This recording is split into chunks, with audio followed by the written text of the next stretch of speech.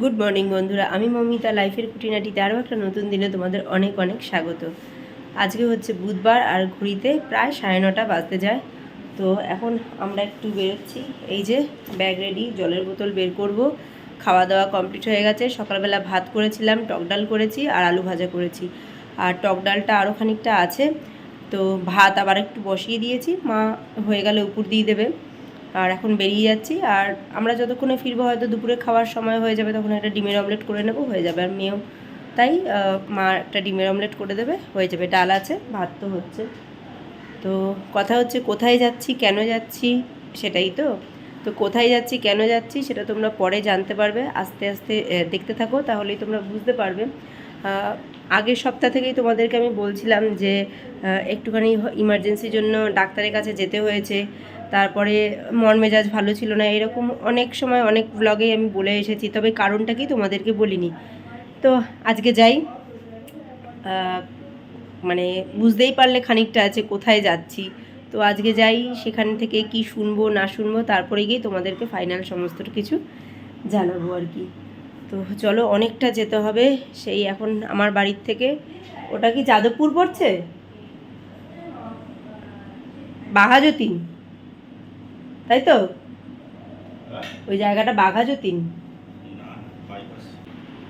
ওই আর কি গড়িয়া টড়িয়ার ওই দিকে আর কি। আমরা তো বাইপাস ধরে যাব আর কি।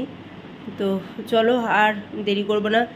বললাম না 9:30 বাজে, রোদ তো অলরেডি মাথার উপরে উঠে বসেছে। আর যখন ফিরবো হাত ধরে যায়। তো যতক্ষণে ফিরবো ততক্ষণে তো সূর্য দেবতা একদম মাথার উপরে দাঁড়িয়ে থাকবে, মানে ভেবে ভেবেই জানি অস্থির লাগছে। আর দেখো ফ্যানটা বন্ধ করে দাঁড়িয়ে আছি। হ্যাঁ, ঠিক আছে। তো দাঁড়িয়ে আছি, ঘেমেই যাচ্ছি। তো যাই হোক, বেরোই চলো। আর ওইদিকে মেয়ে রইলো, কারণ আজকে যেহেতু আমরা যাব, তো সেই জন্য আর মেয়েকে স্কুলে পাঠাইনি, কারণ ওর আনতে যাওয়ার দেরি হয়ে যাবে, কে নিয়ে আসবে একটা সমস্যা। তো সেই কারণে আর কি ও আজকে স্কুলে যায়নি। তো চলো বেরোই। ভাতটা আস্তে করে দিয়ে যাই, এটা ফুটলে।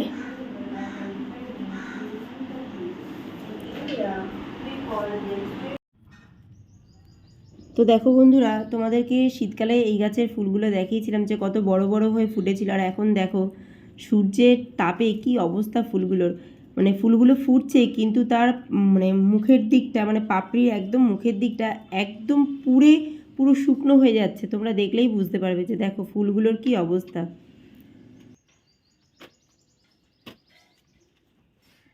তো চলো, মোটামুটি রেডি হয়ে বেরিয়ে পড়েছি। আর বাইরে যা রোদের তাপ, এইভাবে যদি না যায় না, সম্পূর্ণ লুটা পুরো মুখে লাগবে, আর তাতে একদম অবস্থা খারাপ হয়ে যাবে। আর অনেকটা দূর বাইক চালিয়ে যেতে হবে, প্রায় 1 ঘন্টা 40 থেকে মানে 30 থেকে 40 মিনিটের মতো লাগে। তো চলো এবার বেরোই। আর যেতে যেতে রাস্তার এধার ওধার দিয়ে যা যা দেখবো তা তোমাদের সাথে অবশ্যই শেয়ার করব।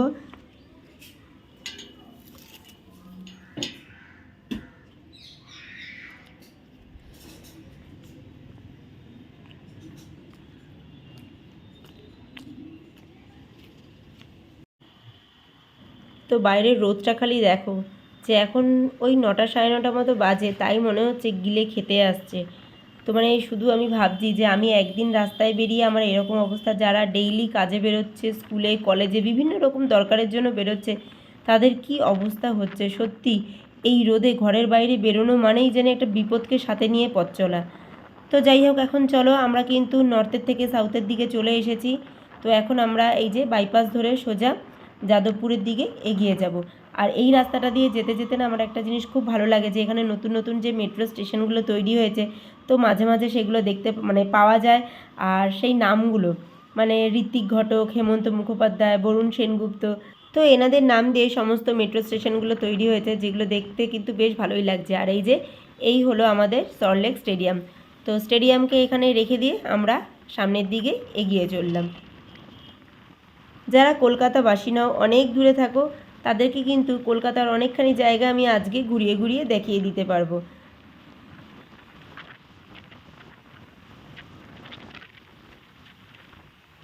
নর্থ বলো আর সাউথ বলো, যেদিকেই যাও না কেন, এই হলুদ ট্যাক্সি ছাড়া কিন্তু কলকাতা সম্পূর্ণ অসম্পূর্ণ। আর ওই যে দেখো দূরে দেখা যাচ্ছে রয়্যাল আইটিসি। তো জানি না কতটুকু তোমাদেরকে দেখাতে পারবো, কারণ আমি তো নিচ দিয়ে যাচ্ছি, ওটা ফ্লাইওভারের ওপর দিয়ে গেলে সম্পূর্ণ ভালো করে বোঝা যায়। তো যতটুকু পারবো ততটুকু তোমাদেরকে দেখানোর চেষ্টা করব। তো এই হলো রয়্যাল আইটিসি, পাশে রয়েছে জেডাব্লিউ ম্যারিট। এইগুলো হচ্ছে কলকাতার নামজাদা হোটেল, যেখানে মানে আমাদের তো স্বপ্নেও ভাবা যায় না এমন একটা ব্যাপার, যেখানে নামি দামি মানুষেরা এসে থাকে। তো তোমাদেরকে রয়্যাল আইটিসি বাইরে থেকে দেখিয়ে দিলাম, ভেতরটা দেখতে হলে তোমাদেরকে এখানে এসে দেখে যেতে হবে। আর এই হচ্ছে সায়েন্স সিটি। তো সায়েন্স সিটিতে এর আগে অনেকবারই গেছি, সায়েন্স সিটিতে 3-4 বার যাওয়া হয়ে গেছে। তবে ভিডিও তোমাদের সাথে শেয়ার করেছি কিনা আমার খেয়াল নেই, মনে হয় করিনি। এর মধ্যে যদি যাই আবার তোমাদের সাথে শেয়ার অবশ্যই করবো। আর এই গরমে তো যাচ্ছি না, শীতকালে যদি কখনো যাই।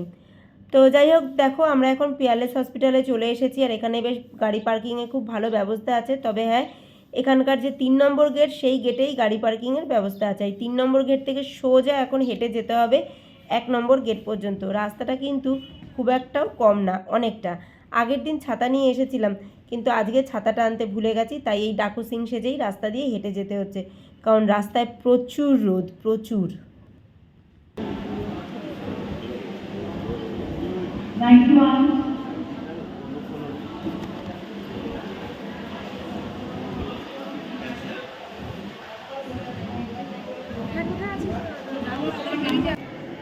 তো কর্তামশাই ডাক্তার দেখানো হয়ে গেছে, ডাক্তার আমাদেরকে যা যা বলার বলেও দিয়েছে, তার জন্য মনে অনেকটা শান্তি নিয়েই বাড়ি ফিরছি। তো কর্তামশাই একটু টয়লেটে গেছে, তো ততক্ষণ ভাবলাম আমি একটু এখানে হাঁটাহাঁটি করিনি, আর তোমাদেরকে যতটা পারি ততটা জায়গাটা একটু দেখানোর চেষ্টা করছিলাম। আসলে কি বলতো, এই সমস্ত জায়গায় গিয়ে ভিডিওটা করতে ঠিক মন চায় না, তাও আবার ভাবি যে না, একটু দেখাই, হয়তো কারো কোনো কাজে লাগলেও লাগতে পারে। আর দেখো, এখানে একটা না খুব বড় মন্দির রয়েছে হসপিটালের ভেতরে, আর মূর্তি হিসাবে রয়েছে নারায়ণ। এত বড় নারায়ণের মূর্তিটা দেখে কিন্তু আমার দারুণ লেগেছিল। আর সবথেকে ভালো লেগেছিল, আমার বাড়িতেও নারায়ণ রয়েছে, আর যেখানে গেছি সেখানেও নারায়ণ ছিল। তো মনে সেই একটা আশ্বাস বিশ্বাস নিয়েই গেছিলাম যে ভালো কিছু হতেই হবে। তো বন্ধুরা, এখন বাড়ি চলে এসেছি। আর মেয়ে অলরেডি ফোন করে করে বারবারই বলছিল ওর ঘাড়ের ব্যথাটা বেশ ভালো করছে। তো সেই জন্য ওই পায়ে ব্যথার জন্য যে ওষুধটা ছিল, সেটা তো কোর্স কমপ্লিট হয়ে গেছিলো।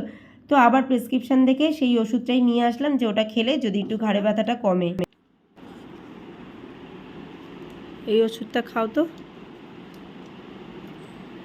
আগে গ্যাসের ওষুধটা ওখানে দেখো একটা আছে, ওই যে এখানে একটা খালি গ্যাসের ওষুধ আছে, ওটা খেয়ে তারপরে এখান থেকে ব্যথার ওষুধটা খা।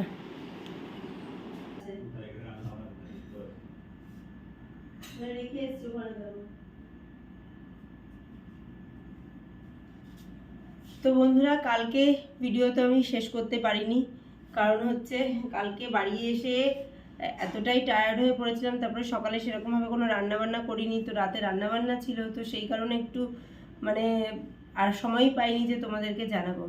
তো ব্যাপারটা হচ্ছে যে তোমাদের তো আমি সেইভাবে বলিই নি যে কালকে কেন ডাক্তারের কাছে গেলাম। এর আগে আমি ইমার্জেন্সি ডাক্তারের কাছে গেছি বলেছিলাম, তো কি হয়েছে না হয়েছে সেগুলো তো তোমাদেরকে বলাই হয়নি। তো চলো, কি কারণ সেটা তোমাদেরকে বলি। তো ব্যাপারটা হচ্ছে মানে এই যে রোববার গেল, তার আগের রোববারে হঠাৎই বিকেলবেলা কর্তামশাইয়ের একটা ইউরোলজিক্যাল প্রবলেম দেখা দেয়। তো সেই কথাটা আমাকে বলার পরে তো আমি ফটাফট ডাক্তারপত্র আর কি খোঁজাখুঁজি শুরু করে দিই। তো খোঁজাখুঁজি করতে গিয়ে সোমবার দিনই একজনকে পেয়ে যাই, সেটা হচ্ছে ইএম বাইপাসের ওখানে যে পিয়ারলেস হসপিটাল আছে সেখানে। তো সেখানে গিয়ে গত সোমবারই আমি ডাক্তার দেখাই। তো ডাক্তার দেখে বলেছিল যে কোনো অসুবিধার কিছু নেই, এটা একটা পেইনলেস সিস্ট টাইপের, তো সেরকম কোনো ব্যাপার না, এটা নিয়ে অত ভাবনা আর চিন্তার বিষয় নেই। তবে একটা আলট্রাসোনোগ্রাফি আর ইউরিন টেস্ট দিয়েছিল, তো সেগুলো তো আমরা ওই সপ্তাহে করিয়ে নিয়েছিলাম। আর কালকে গেছিলাম সেই টেস্টগুলো মানে টেস্টের রিপোর্টগুলো দেখাতে। তো টেস্টের রিপোর্ট দেখে উনি বলল যে এটা সিস্টও না, তো এটা একটা এমন একটা প্রবলেম যে এটা বাড়তেও পারে নাও বাড়তে পারে, এটা নিয়ে এত কিছু ভাবনার বিষয় নেই, এটা এমন কিছু ভয়ানক কোনো ব্যাপার না, এটা নর্মালি মানুষের হয়ে থাকে। তো সেটা শোনার পর থেকে অনেকটাই শান্তি। আর উনি বললো যে এটা কোনো টিউমার নয়।